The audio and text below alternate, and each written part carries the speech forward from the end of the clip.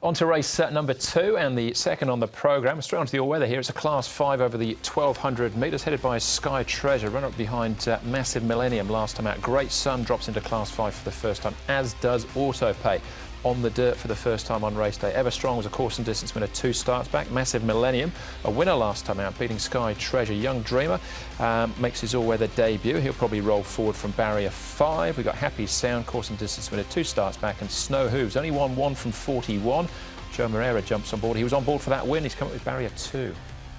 All-weather racing, race number 2, Class 5, pace expected to be good. I'm a Witness, Ever Strong, Great Sun are the 3 primarily that could fight out the early battle. However, Happy Sound is a horse that does have good speed when he wants to produce it. Already a winner on the surface this season, not that long ago. And Young Dreamer goes in second up.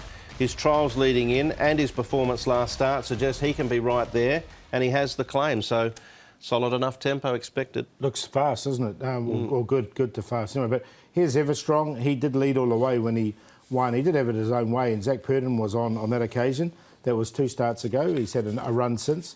It was on the surface, though. Look, I'm a Witness. He comes down in grade here. And Pakistan Baby, keep an eye on him. He's one of the inside. He's racing later on in the card. It was a nice, easy run for both these 2 horses here for this particular piece of work.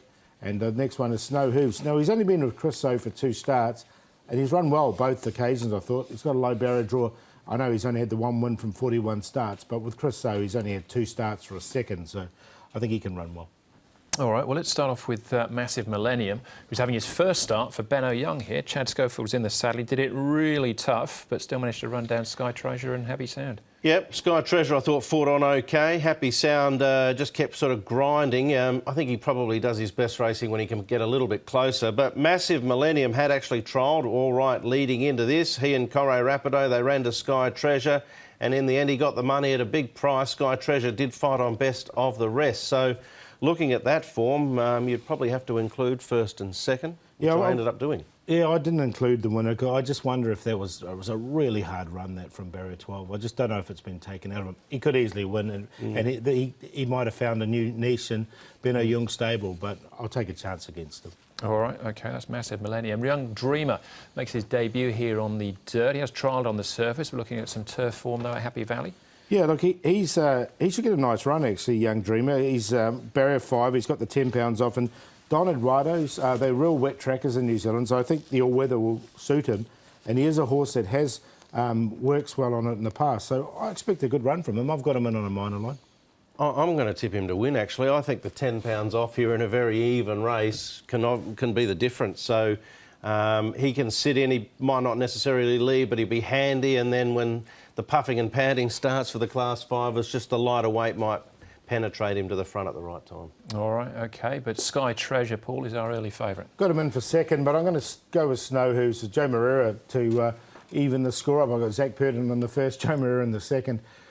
Look, he's only had the 2 starts for Chris So. I know he hasn't won out of turn, 1 win from 41, but he is a Class 5, and he's got a really light weight, so he's on top to beat Sky Treasure.